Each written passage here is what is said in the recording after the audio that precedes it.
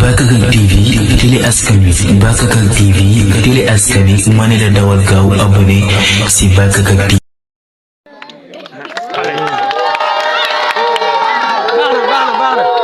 baax na jëleen ci baat bi.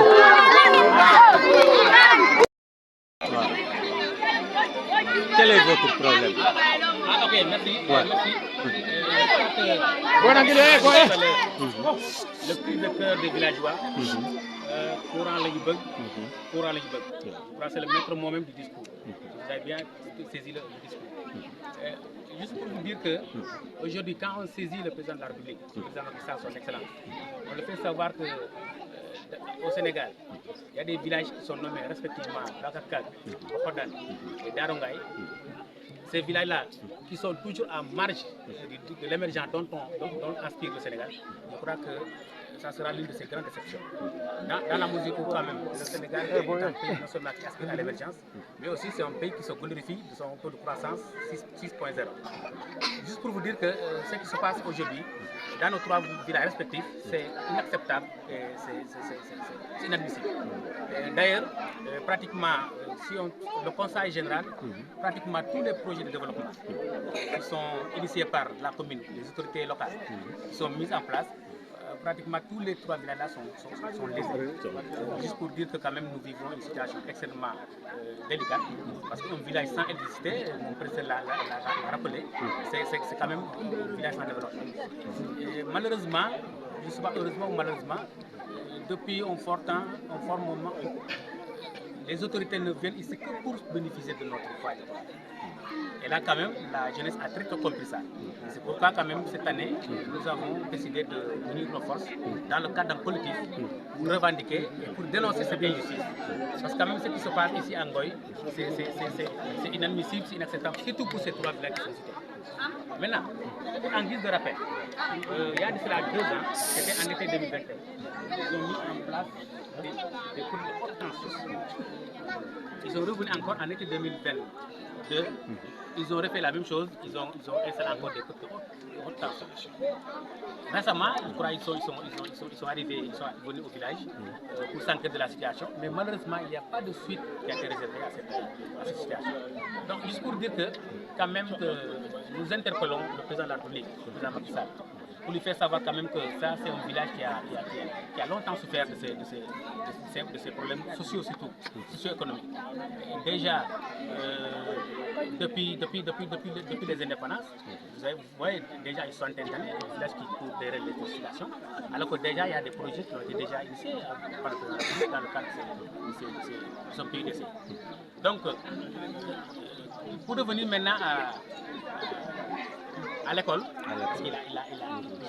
a évoqué le cas de l'école. Là, quand même, le problème est réel. Déjà, quelqu'un a cité tout à l'heure que l'école en est à 600 élèves, 500 ou 600 élèves. Pour 600 de classe, déjà, ça devient inacceptable. Même la capacité d'accueil de l'école déjà pose problème. Donc, ce qui fait que même dans le cadre même de l'affectation des enseignants, certains même ont même peur de...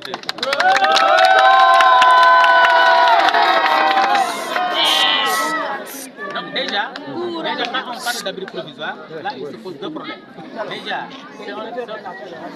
un aspect handicap. Les enseignements apprentissage en fin d'année, parce qu'on les arrive très tôt, mais en fin d'année également, dès le début de l'année, également, ça handicap les enseignements apprentissage. D'autant plus que maintenant, les plus vont même jusqu'à la nuit. Donc voilà un peu, juste pour dire que aujourd'hui, ce que nous allons faire, peut-être qu'on ne va pas le dévoiler à la presse, mais quand même l'avenir nous le dira. Le moment venu, nous allons nous concerter pour voir quelle attitude adopter, quand même pour faire face à la situation. Mais les élections sont venues, quelle est votre Les élections, oui, effectivement, c'est ce que j'ai dit tout à l'heure. J'ai dit qu'on ne va pas trop dévoiler notre plan d'action. Mais quand même, toujours est-il que nous avons nos cartes, et nous avons nos stratégies, nous avons notre stratégie, ne serait-ce que pour voir quelle attitude quand même faut-il adopter pour faire face à la situation. Autre chose maintenant, c'est pour montrer aussi le régime en place. Le régime en place, j'interpelle directement le président de la République que depuis 2012, le Benno Bokk Yakaar a toujours gagné les élections dans la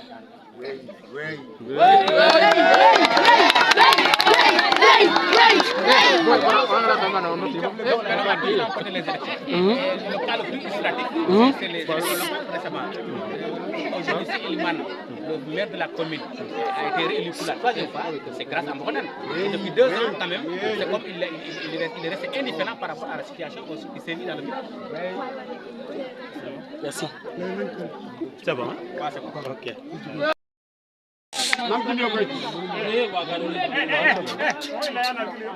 Dama. léegi ndaje tey bi li ko waral dañoo am lu ñu métti quoi depuis ay at yu bëri te soo xoolee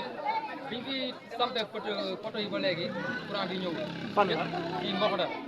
depuis def na ñetti at ren te soo xoolee dëkk yi ñu wër yëpp am na courant sauf Mboxodal ak Daanugaay ak Bakakar te vraiment dañu sonn léegi ndax soo xoolee pour nga charger sa portable rek di nga dox des kilomètres te soo demee foofu da ngay fay te mën nga dem foofu sax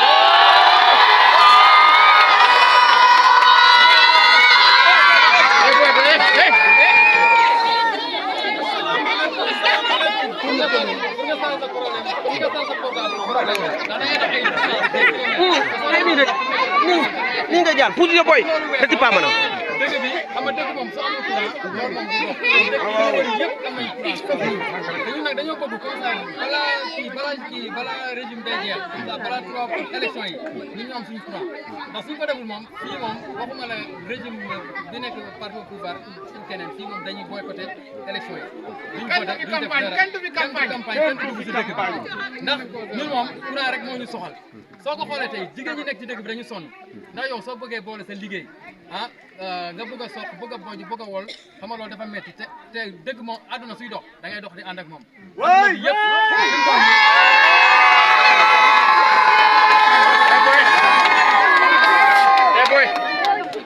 dëgg àdduna suy dox da ngay dox di ànd ak moom ndax soo xoolee tey Sénégal li mu wër man fu ma demal ci Sénégal amul te dëkk bu ma dem ak dëkk bi lu mu gën a lu mu sori seen courant mu ngi foofu noonu moo tax nag su ma ñëwee fii dama yaakaar dama naan Mboxodal bokkul ci Sénégal quoi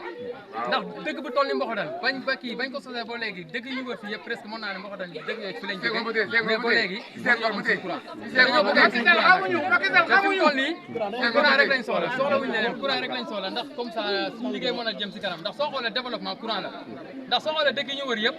seen ñu ngi ñuy bàyyi si gannaaw te ñun ñoo leen feetoon kanam mais bàyyi nañu si gannaaw ndax amuñu courant te courant bi moom lañ soxla suñu jigéen ñi sonn nañ gis nga suñu case de santé bii nii ko fi bëgg a indi sax danaa non duñ ma affecté foofu noonu enseignant ko fi bëgg a indi danaa duñ ma dem foofu ndax foofu amul courant moo tax na ñun courant lañ soxla wuñu leneen courant rek lañ soxla yéen ci ban commune ngeen bokk commune Ngoy lañ bokk mais commune bi daf ñu fàtte département bi daf ñu fàtte dafa mel ni Sénégal daf ñu fàtte ndax fi mu toll nii amul dëkk booy dem te amul courant gis nga glace dañuy dem ba Ngoy dem jënd ko foofu noonu te loolu xam nga du yoon da ngay indi fii soo demee foofu noonu da ngay jënd ay 100 francs ay 200 francs ñëw indi ko fii nii soo ñëwee di ko jaay ay 300 ci weeru koor te xam nga loolu du yoon vraiment sonn nañ courant rek lañ soxla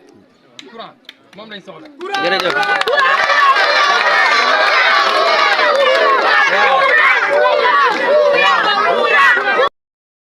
fay yan jafe-jafe ngeen am ci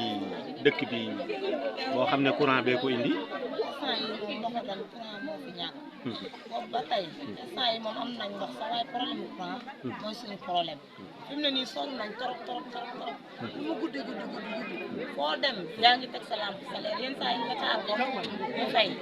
nga ñëw doo am loo taal nga ñemewoo taal sondeel parce que boo taalee sondeel itam nga taal ko mu ruy sa néeg lakk wala loolu ci àll bi lañ dëkk xam nga waaye fi mu ne nii instant yi ñu daal problème bu courant lañ fi mu ne nii moom fii ku fi dugg ku ne dañ lay dàq ndax sañu doom yaa ngi ni bu ñu waree jàng leçon sax dañuy jënd ba wala ñu ut lampe solaire ñu amul lampe solaire ñu xool leneen li ñuy def dañ leen di dóor ba ñuy bëgg a dee ndax ñàkk a jàng leçon monsieur yi fi mu ne ñii fi ñu dëkkoon nii enseignant yi dañoo mujjee léegi balaa ñoo egg si dañuy tardé dañuy daw bay bëgg a dee parce que ay machine lañ yor seen machine yi suñu bëggee defar dara il faut ñu dem ba Ngoy fi mu ne nii waaye fi mu ne nii instant yi daal sonn nañ daal yéen jigéen ñi yéen a ngi sox yéen a ngi sox machine bu ñu jënd def ci bët nu mu gasoil mu yàqu waaw sañu jënd nañ ñetti machine amuñu machine dañoo soq bay bëgg a dee soo gisee oto buy dem nga yóbbante dugub pour mu soqal la nga gis borom saret yóbbante ko xale yu góor dañ ñoo jéppi bay bëgg a dee ndax koo yóbbante kay tey yóbbante ko suba du la fa al ni day dem sax kay koy woo du la fa al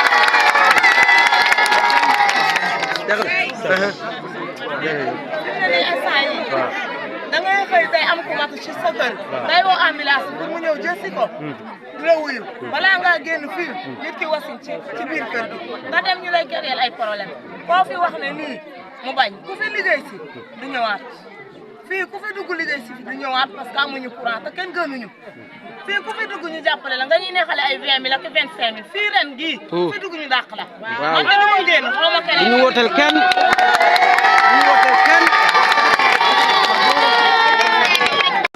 état bi woyuwuñu am nañ beneen plan ndax ñun suñu carte ñun ñoo ko moom amul benn politicien buy dugg fii di def campagne tant que amuñu plan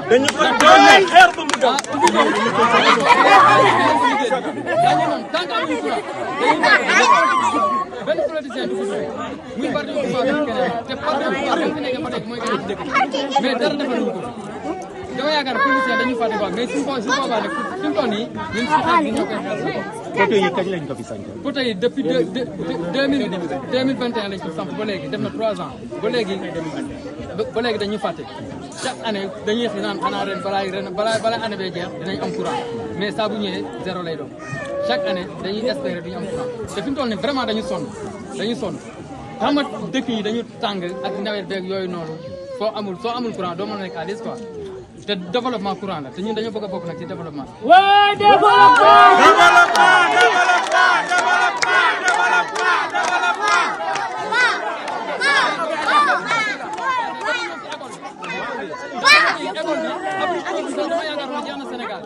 ndax man dëgg moom réew bi sax fi abri provisoire mais abri provisoire ana ko tax jole mi na bi ak kii élèves yi duñu mën a teel a jàng ndax xam na mbaar léegi fi ba su boobaa su nawet am léegi nawet bi moom dafa gudd day teel a taw te taw bi du teel a arrêté day dem ba octobre suñu xale yi duñu mën a teel a jàng te plus de 500 personnes comme ça nga bëgg ko boole si benn 6 de classe xam nga loolu day métti normalement ñun dañu war a tabaxal ay classe enseignants yi mot comme ça dañu war a am 12 classes kii nga xam ne chaque année dinañ mën a am classe d'examen enseignants yi mot comme ça ndax après provisoire moom loolu dama yaakaar jar na Sénégal mais jusqu'à présent mu ngi fi. non école bi moom mu ngi def ay résultats enseignants yi ay jàmbaar lañ mais amuñu moyens yi comme ça yuñ jàngalee quoi ndax après provisoire. dama ne est-ce que miiré nañ école bi. non école bi miiré wuñ ko pas encore clôture rek lañ def jeunesse moo dajal ñuy def kii grillage te xam nga loolu dox kii jaan yeeg yooyu yëpp mën na dugg si biir te loolu wóor tax xale yi quoi moo tax ñun tam dañoo bëgg école bi ñu taxaw lu si miireel ñu ko tabaxal ñu classe yi waaw loolu daal loolu lañ bëgg. jërëjëf. waaw gàcc sax lañu am ñemeetu ñoo gën imaginez 50 quelques villages ñetti village dong moo fi amul courant bu ñu gën a te ñu ñuy xas jaar yi bukk yi kaña yi jaan yi fan yàlla rek la fi jaan mat xale balaa nga koy lugg yàlla xam mën naa dee mën naa mu te bu demee bu ñu koy lugg ay 40 000 50 000 ngay fay te ñun dañoo dëkkul ci dëkk bi ba sàcc yi sonaluñ la. lu ne lañ ñuy def mënatuñu am xar yi am béy tous ñu am mu jël man mii jula laa waaye lu ma jël ñu yóbbu ko ñeme du ma jël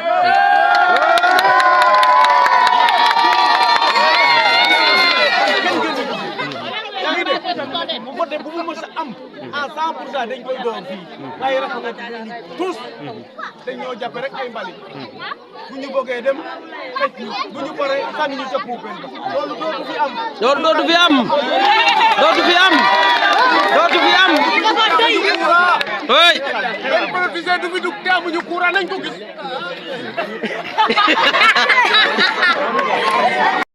courant la ñu bëgg courant i mbugu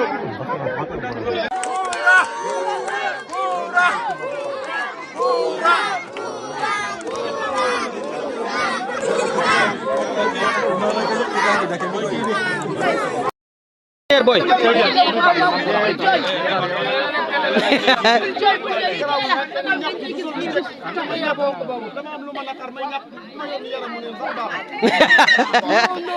may leen ko salaamaaleykum wa rahmatullah ñu gëcc sax la ñu li mu wax li mu bëggoon a wax lépp léegi mu wax li mu bëggoon a wax lépp de waaw acca aja bismillah